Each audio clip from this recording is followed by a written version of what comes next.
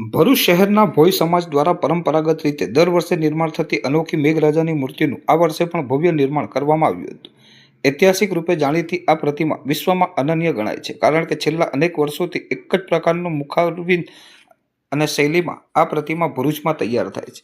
ભોઈ સમાજના મહેનતી કલાકારો અને યુવાનો દ્વારા વર્ષોથી જીવંત રાખવામાં આવી રહેલી આ પરંપરા ભક્તિ, કળા અને સામુદાયિક સંસ્કૃતિનો જ્વલંત પ્રતીક છે. મેઘરાજાની પૂજા ખાસ કરીને વરસાદ માટે પ્રાર્થના સ્વરૂપે કરવામાં આવે છે, અને આ ભવ્ય પ્રતિમા ભક્તો માટે આસ્થા અને શ્રદ્ધાનું પ્રતીક બની ગઈ છે. મૂર્તિ નિર્માણની પ્રક્રિયા પૂર્ણ થયા બાદ ભક્તિપૂર્ણ શોભાયાત્રા યોજવામાં આવશે, જેમાં મેઘરાજાની મહારૂપે આરતી, ગીતો અને સાંસ્કૃતિક કાર્યક્રમોનો સમાવેશ થશે. ભોઈ સમાજના અગ્રણીઓએ જણાવ્યું હતું કે આ પરંપરા ભૌતિક વરસાદ કરતાં પણ વધારે રીતે આત્મિક શાંતિ અને સમુદાય વચ્ચે એકતાનો સંદેશ આપે છે. ભરૂચ શહેર માટે આ પર્વ એક ઉત્સવ સમાન બની ચૂક્યું છે, અને દર વર્ષે હજારો લોકોએ મેઘરાજાના દર્શન કરીને કૃપા મેળવવાની પરંપરા જાળવી રાખી છે.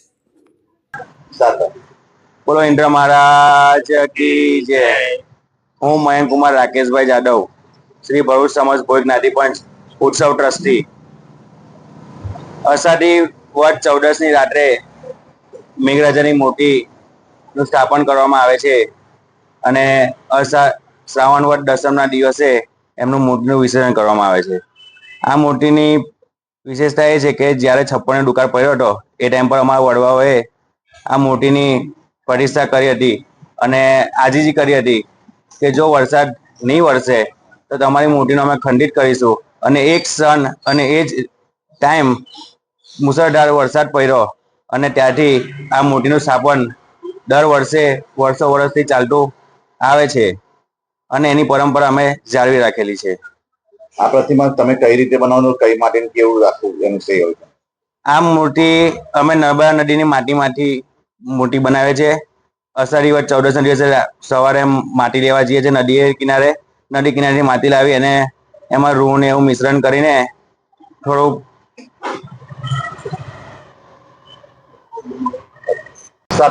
જય મેઘરાજ.